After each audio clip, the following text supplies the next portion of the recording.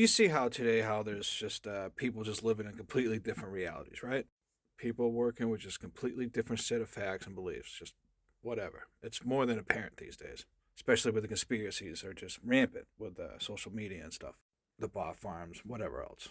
During every authoritarian movement, when things are about to get real fucking bad, conspiracies always fill the common fucking people. Obviously, you can see that in Germany and what happened over there, right? And you can see it here when it happened in America.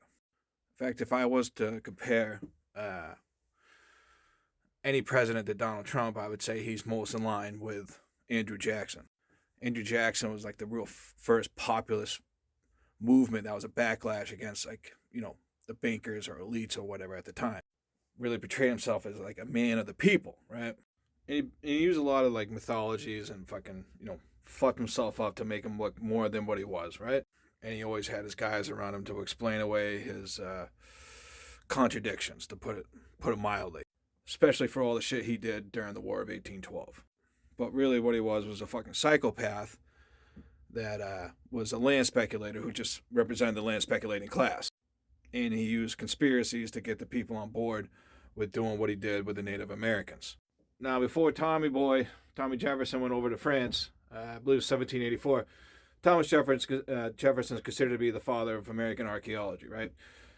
He dug up a mound, which was a, indigenous burial ground, and he declared it to be native origin. That's who made it. That's where it came from. And these things were impressive. These mounds were they were impressive, right? So much so that it couldn't possibly be them that fucking made it, which is when you start getting the mound builder myth going on in the early 1800s.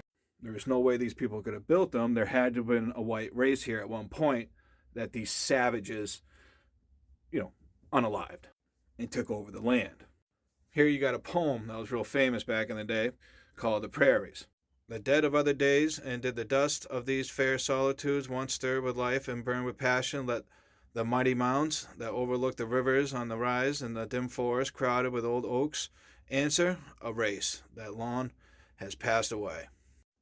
In a forgotten language and old tunes from instruments, unremembered form gave the soft winds a voice. The red man came, the roaming hunter tribes, warlike and fierce, and the mound builders vanished from the earth. Yeah. But Jackson and other leaders and his cronies or whatever used this fucking bullshit to argue that Native Americans were not the original inhabitants of the land. It was used specifically to dehumanize the Native Americans and get people ready for what was about to happen. It's what provided the moral justification for the Indian Removal Act of 1830. But yeah, that was like the main conspiracy they used. And of course, you inject some Jesus into it, and all of a sudden you're God's chosen people, and then you taking that land going westward. It's just destiny, manifest destiny. Yeah. But anyway, good talk.